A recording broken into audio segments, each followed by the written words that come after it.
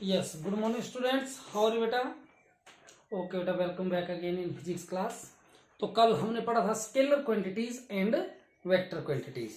आज हम पढ़ते हैं डिस्टेंस एंड डिस्प्लेसमेंट। बेटा डिस्टेंस को और बोलते हैं हम पाथ लेंथ। दूसरा नाम क्या है डिस्टेंस का? Path length. पहले इसको डिफाइन करते हैं डिस्टेंस को।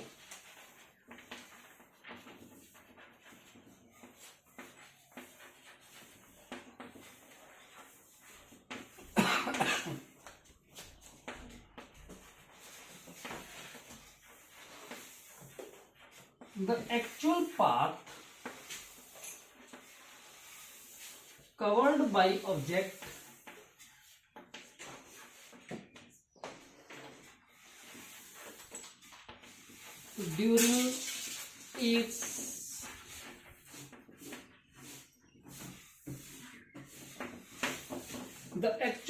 covered by object during its journey is known as path length या डिस्टेंस।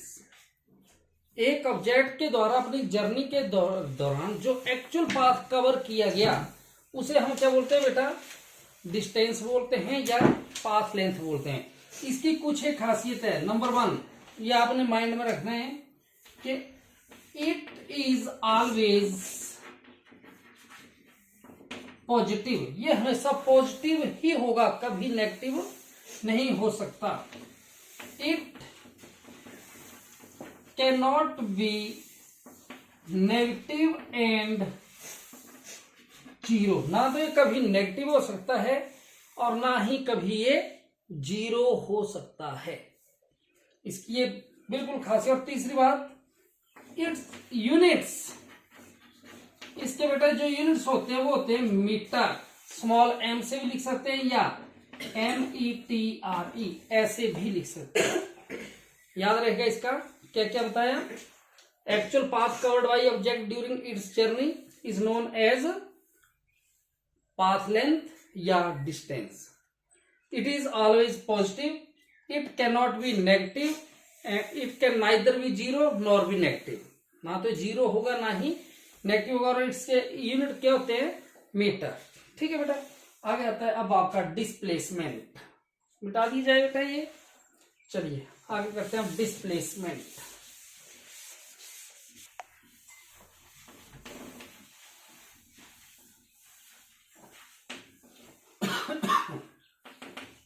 डिस्प्लेसमेंट एक बात और बताना में रह गया। जो डिस्टेंस है बेटा, distance is a scalar quantity. Distance क्या है? एक स्केलर क्वांटिटी है। ये ध्यान रखनी है आपने अपने माइंड में। आगे था डिस्प्लेसमेंट। The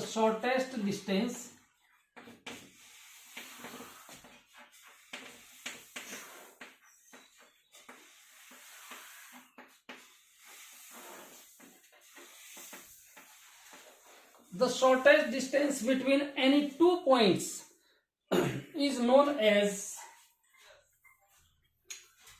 displacement. दो पॉइंट के बीच का जो शॉर्टेस्ट डिस्टेंस है उसे हम क्या बोलते हैं बेटा?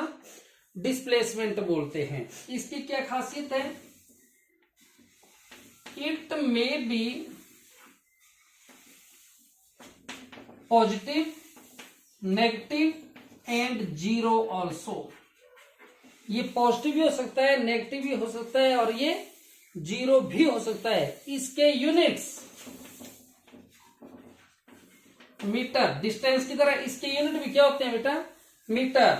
और सबसे बड़ी बात, it is a vector quantity. कैसी क्वांटिटी है ये?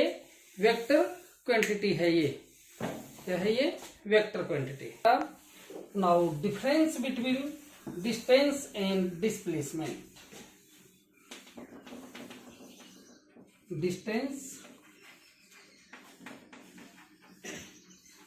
डिस्प्लेसमेंट। नंबर 1 फर्स्ट पॉइंट लिखिए बेटा। डिस्टेंस क्या बताया? जो डेफिनेशन दी थी आपको अभी पहले, वो ही पहला डिफरेंस है। The actual path covered by object during its journey is known as distance and the shortest distance between two points is known as displacement. ये तो हो गया फर्स्ट पॉइंट, जो पहले लिखा था मैंने वही हो गया। दोनों के बीच का difference. Number 2, distance is always positive. Number 2 इसका may be positive, negative and zero also. ये पॉजिटिव भी हो सकता है, नेगेटिव भी हो सकता है और जीरो भी हो सकता है। थर्ड पॉइंट, जो डिस्टेंस है आइदर इक्वल टू डिस्प्लेसमेंट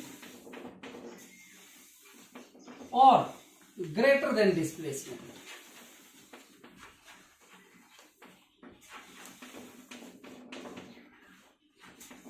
या तो ये डिस्प्लेसमेंट के बराबर हो सकता है या उससे बड़ा होगा, लेकिन छोटा कभी नहीं हो सकता।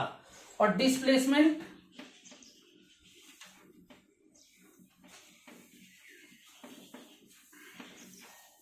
आइदर इक्वल टू डिस्टेंस और लेस देन डिस्टेंस। या तो इसके बराबर हो सकता है या इससे छोटा। मैं एक एग्जांपल देता हूं, देखिए यहां पे जैसे मान लेते हैं ये ओरिजिन है, ये 5, ये 10, ये -5 and this is -10। Simple way में एक ऑब्जेक्ट है, वो O से चलता है और यहां तक डिस्टेंस कवर करता है 10 तक। तो डिस्टेंस कितना हो गया 10 और डिस्प्लेसमेंट भी कितना हो गया 10। ऐसे केस में both distance and displacement are equal. तो हम कह सकते हैं कि डिस्टेंस और डिस्प्लेसमेंट बराबर हो सकते हैं। अब क्या होता है, वो जहां से चलता है इस साइड को वापिस यहां आ जाता है। जब वो वापिस मुड़ के यहां पहुंचता है तो डिस्टेंस कितना हो गया, डिस्टेंस तो ऐड होता जाता है। 10 + 5 कितना हो गया, डिस्टेंस 15। लेकिन डिस्प्लेसमेंट कितना हो गया, 10 में से 5 चले गए, 5 रह गया। तो डिस्टेंस 15 हो गया, डिस्प्लेसमेंट 5। जब ये 0 पे पहुंच गया, डिस्टेंस कितना हो गया 10 + 10 20 हो गया, और डिस्प्लेसमेंट कितना हो गया 0। तो इसका मतलब क्या हो गया कि डिस्प्लेसमेंट 0 भी हो सकता है लेकिन डिस्टेंस 0 नहीं हुआ। अब आते आते वो यहां पे आ गया तो डिस्टेंस कितना हो गया, देखो यहां गया पहले 10, फिर यहां आया 10 20 10 ये 30। डिस्टेंस तो हो गया 30 लेकिन डिस्प्लेसमेंट यहां 0 हो गया था, इधर को आया तो -10 हो गया। तो डिस्प्लेसमेंट पॉजिटिव भी होगा, 0 भी होगा और नेगेटिव भी, लेकिन डिस्प्लेसमेंट हमेशा पॉजिटिव ही होगा। दूसरी बात, या तो इसके बराबर हो सकता है या यानी कि जो डिस्टेंस है या इसके बराबर हो सकता है या इससे बड़ा होगा, और डिस्प्लेसमेंट या इसके बराबर हो सकता है या इससे छोटा होगा। ठीक है बेटा, नेक्स्ट चलते हैं।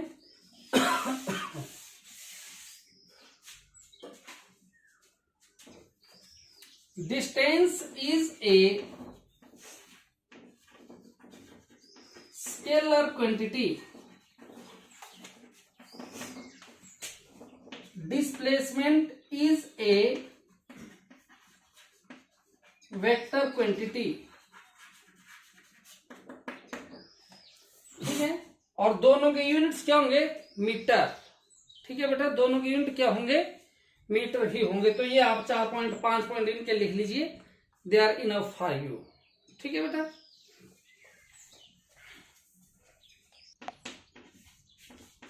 एक के लिख लीजिए बेटा, डिस्टेंस होता है स्पीड इनटू टाइम और डिस्प्लेसमेंट होता है velocity into time. Distance speed into time और ये होता है velocity into time.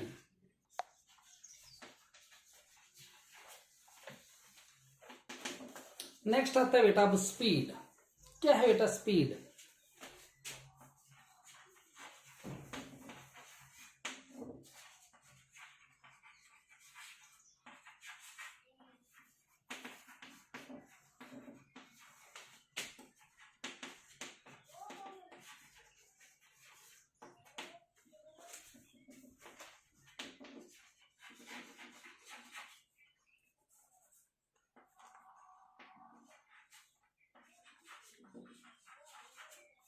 Rate of change of distance with respect to time is called speed. ठीक है बेटा, क्या लिखेंगे हम? Speed is equal to distance upon time. Distance के यूनिट क्या होते हैं बेटा? मीटर। टाइम के यूनिट क्या होते हैं बेटा? सेकंड। तो स्पीड के यूनिट क्या बन गए? सिंपल वे में बन गए मीटर पर सेकंड। ठीक है बेटा, याद रहेगा डिस्टेंस के यूनिट क्या होते हैं? मीटर पर सेकंड। स्पीड is a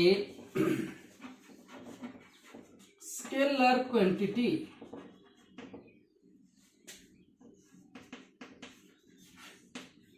कैसी क्वांटिटी है बेटा? स्पीड एक स्केलर क्वांटिटी है। देखो हम कह रहे हैं rate of change of distance, और डिस्टेंस के बारे में हमने पढ़ा था कि डिस्टेंस कभी भी नेगेटिव और जीरो नहीं होता, सिर्फ क्या होता है? पॉजिटिव। तो वही बात स्पीड की है। Speed is always positive. Speed can neither be zero nor be negative. ये याद रखना है आपने, ना तो ये कभी जीरो हो सकती है ना ही नेगेटिव हो सकती है। ठीक है बेटा। नाउ टाइप्स ऑफ स्पीड, आगे हम पढ़ेंगे अब क्या? Types of speed. आगे है types of speed. Number 1,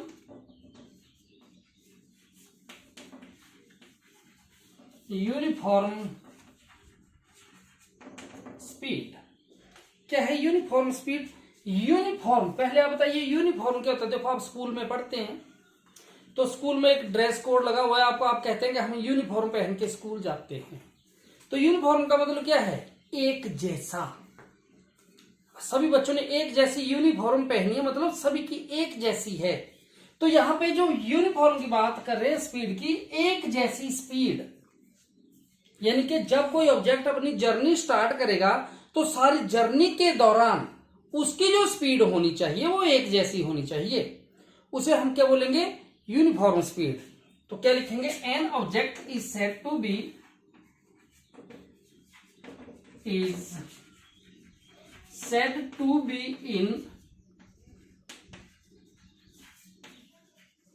in uniform speed if it covers equal distance in equal interval of time, either the interval may be small or anything, n type। कहा कि वो ऑब्जेक्ट यूनिफॉर्म स्पीड में होगा जब वो एक बराबर डिस्टेंस में एक बराबर डिस्टेंस ट्रेवल करेगा एक बराबर टाइम में, चाहे वो टाइम के इंटरवल छोटे हों चाहे वो बड़े हों। देखो फॉर एग्जांपल, मैंने ऐसे दे दिया एग्जांपल आपको बेटा,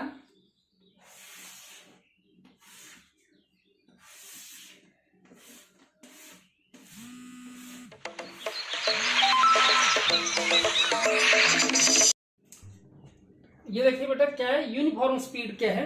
N object is said to be in uniform speed if it cover equal distance in equal interval of time.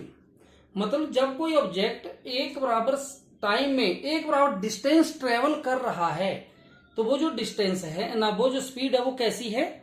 Uniform speed है। फॉर एग्जांपल मान लो डिस्टेंस इन मीटर ले लिया मैंने और टाइम इन सेकंड ये ले लिया मैंने 10, 20, 30, 40, 50। ये 10 मीटर 2 सेकंड में कर रहा है, 20 मीटर 4 में, 30 6 में, 40 8 में, 50 10 में।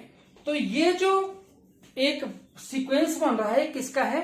यूनिफॉर्म स्पीड का है। इस तरह का जो डिस्टेंस जब भी कोई ऑब्जेक्ट ट्रेवल करेगा तो हम कहेंगे कि ऑब्जेक्ट किसमें है? यूनिफॉर्म स्पीड में है। दूसरा आता है अब आपका नॉन यूनिफॉर्म स्पीड। दूसरा आता है बेटा अब आपका इसी के ऊपर नॉन यूनिफॉर्म स्पीड। तो मैं सिंपल क्या कर दूंगा, यहां पे यूनिफॉर्म की जगह क्या आ गया हमारा नॉन यूनिफॉर्म स्पीड। क्या आएगा, an object is said to be in, किसमें, यहां पे यूनिफॉर्म की जगह क्या करेंगे हम, is said to be in non uniform speed if it covers, equal की जगह unequal distance in equal interval of time. Unequal distance in equal interval of time. ये देखो टाइम के इंटरवल मैंने इक्वल ले लिए, लेकिन यहां पे ये 10 आ गया, यहां पे ये क्या कर दिया 15, ये कितना कर दिया 24, ये कितना कर दिया 36 और ये कर दिया 45। ये सारे अनइक्वल हो गए। तो ये स्पीड है कैसी है, नॉन यूनिफॉर्म स्पीड है। या ऐसे भी हो सकता है, an object is said to be in non uniform speed if it covers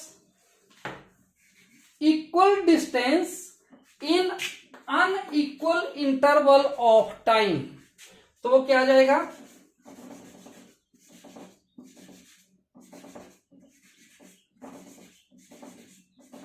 ये आ गया 10, 20, 30, 40, 50। ये तो इक्वल है, लेकिन ये 2, ये 6, 8, 15 और ये 20, देखिए क्या है, सारा अनइक्वल है, ये सेटिस्फाइड नहीं है। तो इस तरह का जो डिस्टेंस कवर करेगा, जो रिजल्ट आएगा आपका वो क्या होगा, क्या कहेंगे बेटा इसको आप, non uniform speed.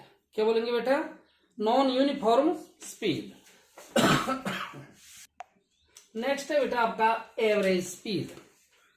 The average speed of the body may be defined as, the average speed is the total distance travelled by total time taken to cover the total distance. यानी कि टोटल डिस्टेंस को cover करने के लिए body के द्वारा जो total time लिया गया वो एवरेज स्पीड होती है। वो स्पीड चाहे वो इंटरवल कम ज्यादा भी हो सकते हैं। जैसे मैं एक एग्जांपल देता हूं कि मान लेते हैं कि let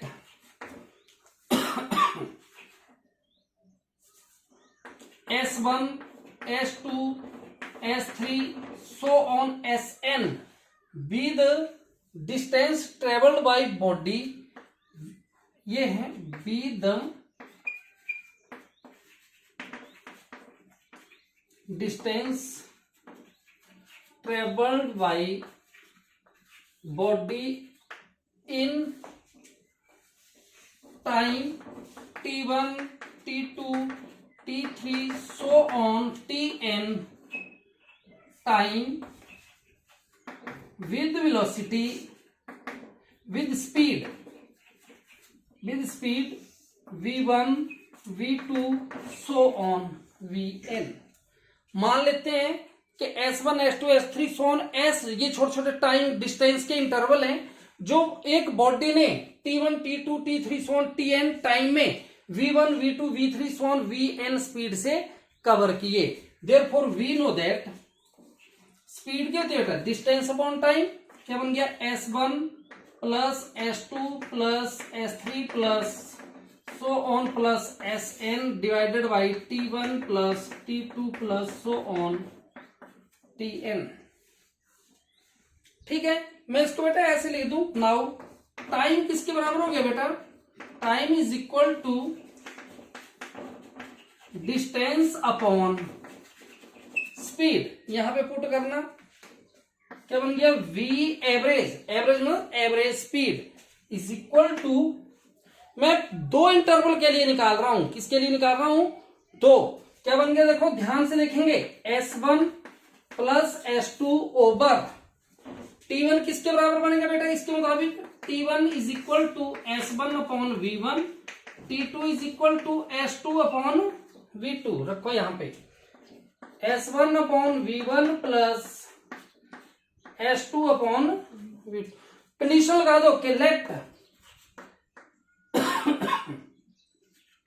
S1 is equal to S2 is equal to S।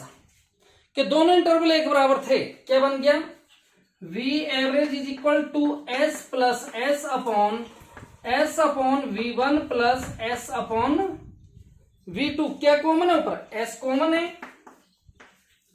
अंदर क्या बच गया, 1 plus 1 upon S into 1 by V1 plus 1 by V2। क्या बन गया बेटा, V average S plus S कितना बन गया बेटा, 2S ओवर, यहां पे भी S कॉमन है, एलसीएम क्या गया, V1 V2 और ये बन गया V1 plus V2। S cut गया, आपके पास क्या आ गया, V average is equal to 2V1 V2 over V1 plus. ये फार्मूला अक्सर कोई भी एग्जाम दोगे वहां पे आता है, ये आपको बुक में नहीं दिया हुआ है, इसको ध्यान से मैंने क्या, जब कोई दो इंटरवल दे रखे हों एक बराबर तो उनकी एवरेज स्पीड कैसे निकालते थे, उसका फार्मूला होता है 2V1 V2 over V1 plus V2। इस फार्मूले को अभी दिमाग में बिठा लीजिए, बहुत इंपॉर्टेंट है, 2V1 V2 over V1 plus V2। This is the formula for calculating the average speed between two small intervals. आगे आता बेटा आपका इंस्टेंटेनियस स्पीड। इंस्टेंटेनियस स्पीड क्या होती है, the speed of the object at a particular instant of time. किसी एक particular instant of time के ऊपर जो स्पीड है that is called instantaneous speed. ठीक है बेटा, आज के लिए इतना ही, बाकी कल करते हैं। ओके बेटा, थैंक यू।